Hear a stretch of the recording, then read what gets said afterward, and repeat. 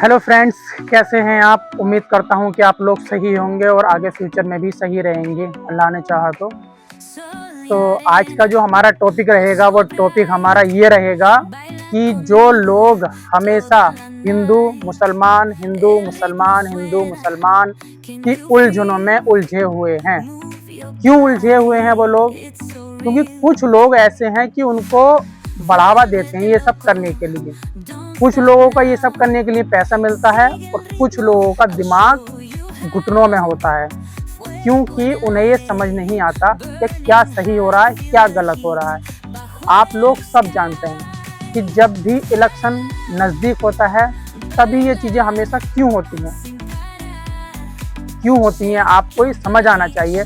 जब इलेक्शन जैसे ही फिनिश हुआ सारी चीज़ें एकदम स्टेबल हो जाती हैं। तभी आपने देखा है कि जय श्री राम बोलो, आई लव मोहम्मद बोलो, ये सब चीज़ें कब होती हैं?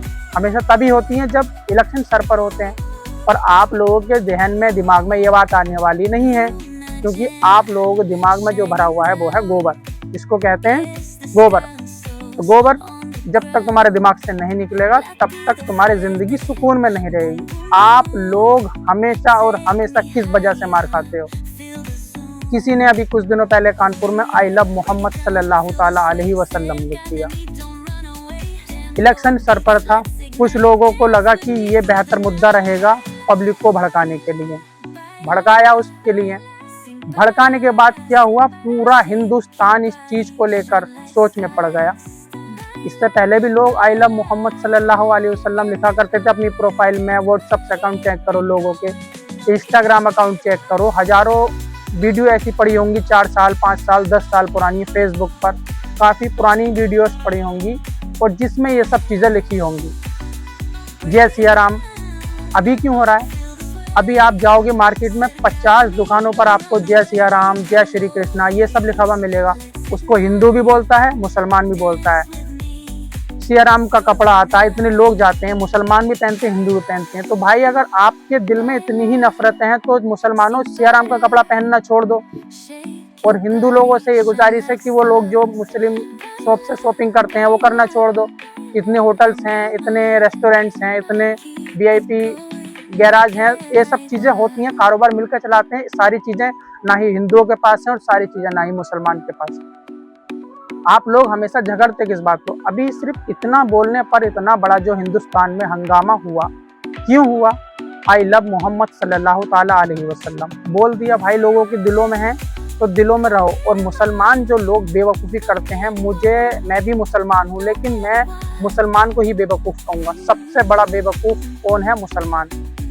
रोड शो करने के लिए, आई लव मोहम्मद सल्लल्लाहु ताला अलैहि वसल्लम दिखाने के लिए, फ़ोटो लगाने के लिए, वीडियो शेयर करने के लिए, ये सब चीज़ों के लिए टाइम है आपके पास में? टाइम नहीं है तो किसका नहीं है? सिर्फ और सिर्फ नमाज के लिए।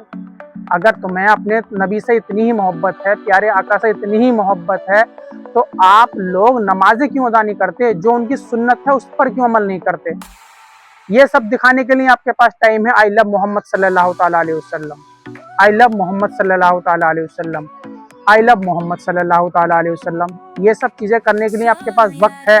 5 मिनट का वक्त नहीं है आपके पास एक वक्त की नमाज पढ़ने के लिए। और अगर नमाज की कोई बात कहेगा आपसे तो ना ही कोई झगड़ा होगा ना ही कुछ होगा। भाई नमाज ही तो मेरे नबी को पसंद थी, मेरे नबी की आंखों की ठंडक नमाज है। आप लोग वही नहीं करते हो जो काम करना चाहिए।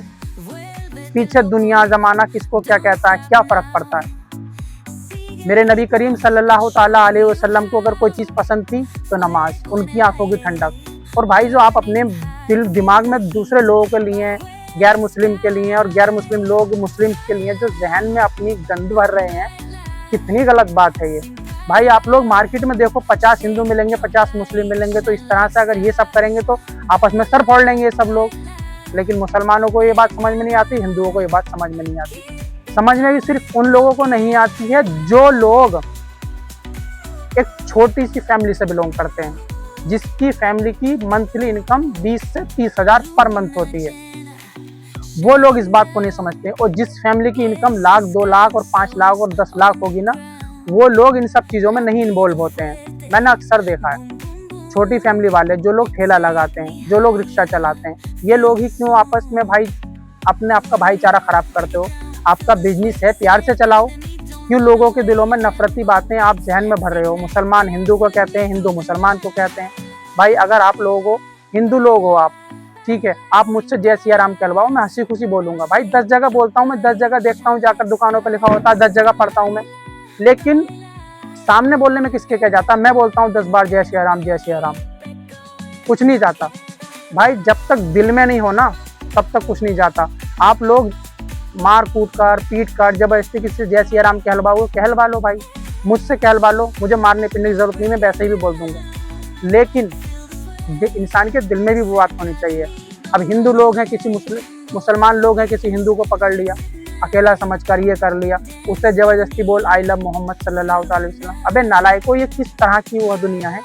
जब तक उसके दिल में नहीं होगा तब तक तुम क्या कर लोगे? जुबान से तो कोई भी कह देगा, दिल में होना जरूरी है। लेकिन मेरे प्यारे आका मोहम्मद सल्लल्लाहु अलैहि वसल्लम ने इरशाद फरमाया कि दिल दिमाग सिर्फ अपना रोजा नमाज की तरफ करो, और जो लोग परेशान हैं उनकी परेशानियों को समझो, उनकी जो परेशानियां हैं उनको दूर करो। ये सब झगड़े करने से बेहतर है कोई हिंदू हो तो उसकी मदद करो, मुसलमान हो तो उसकी मदद करो।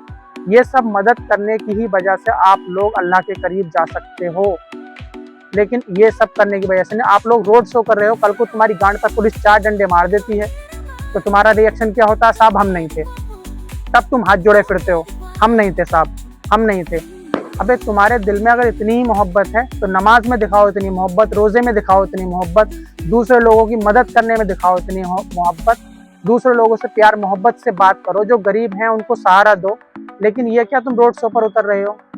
सबसे बड़ी कमजोरी आपकी यही है। नफरत फैलाना तुम्हारा काम नहीं है। मुसलमान का काम नफरत फैलाना नहीं है, ना ही किसी के दिल को ठेस पहुंचाना। मुसलमान का काम है सिर्फ आपस में मोहब्बत इत्तेफाक रखना। भाई सोचो समझो, अपने आप को देखो, अपना परिवार का और अपने बारे में सोचो। क्यों नाजायज हरकतें करके तुम लोग रोजा नमाज की तरफ से तो तुम दूर होते चले जा रहे हो, लेकिन तुम्हें रोड शो करने में बहुत मजा आ रहा है। अबे जाहिलो, सुधर जाओ, खुदा का खौफ खाओ। नबी करीम सल्लल्लाहु अलैहि वसल्लम ने इरशाद फरमाया कि जो लोग दूसरे की मदद करेंगे, रोजा नमाज करेंगे, वो मेरे करीब हैं। और आप उनके ही करीब नहीं होना चाहते, एक रोड शो में उतर जाते हो। जाहिलो, कुछ सोचो समझो, खुदा के लिए ये सब चीजों से बाज आ जाओ।